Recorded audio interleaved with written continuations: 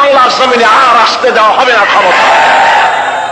ধর্ষণ দিয়ে, সন্ত্রাস দিয়ে, খুন দিয়ে সব শেষ করেছে। তারপরে এদেরকে ক্ষমতায় আসতে দেওয়া যাবে না, এই কারণে দলীয়করণ, আত্মীয়করণ, বংশীয়করণের ইতিহাসের নিকৃষ্টতম দৃষ্টান্ত তারা এই জাতির সামনে পেশ করেছে। একেবারে টয়লেট কিপার থেকে শুরু করে সর্বোচ্চ পর্যায় পর্যন্ত নাম নিলাম না, সব দলীয়করণ করেছে তারা।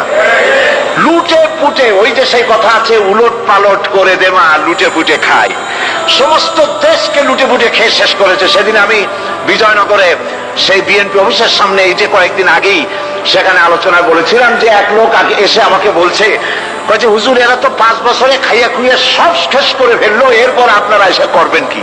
বললাম, দেখেন, রমজান মাসে যখন, জুলাই মাস বা জুন মাসে যখন রোজা হয়, 12 ঘন্টা রোজা রাখার পর ইফতারের সময় কেমন খাইতে ইচ্ছা করে? কয় যে হুজুর, সামনে যে শরবত থাকে, চানাচুর থাকে, পেঁয়াজি, বেগুনি, তারপরে তরমুজ, যা কিছু থাকে, শুধু ফলমূল আর শরবত না, শরবত থাকে যে গ্লাসে, যে জগে, ওগুলো শুদ্ধ খাইতে ইচ্ছা করে।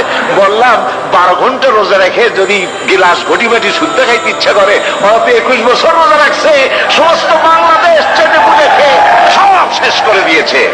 জাতির ভাগ্য ভালো, এরা এই সাবেক প্রধানমন্ত্রী শেখ হাসিনা ভাগাভাগি করে 2 বোনে যে বলে না, এই যে আমাদের এক বোনকে বঙ্গভবন দেওয়া লাগবে আর এক বোনকে গণভবন দেওয়া লাগবে, জাতির কপাল কত ভালো।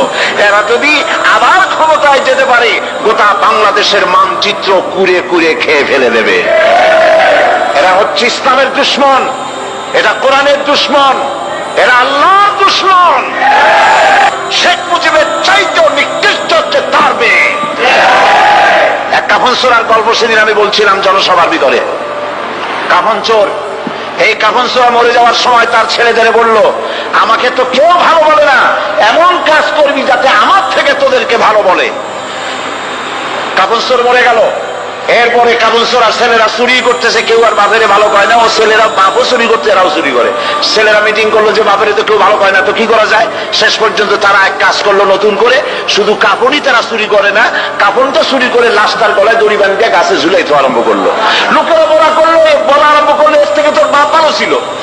ওর বাপে তো শুধু কাপড় চুরি করেছে, ওর বাপে তো কোন লাশ ঝুলে রাখে না, এ শয়তানের নতুন লাশও ঝুলে রাখলো।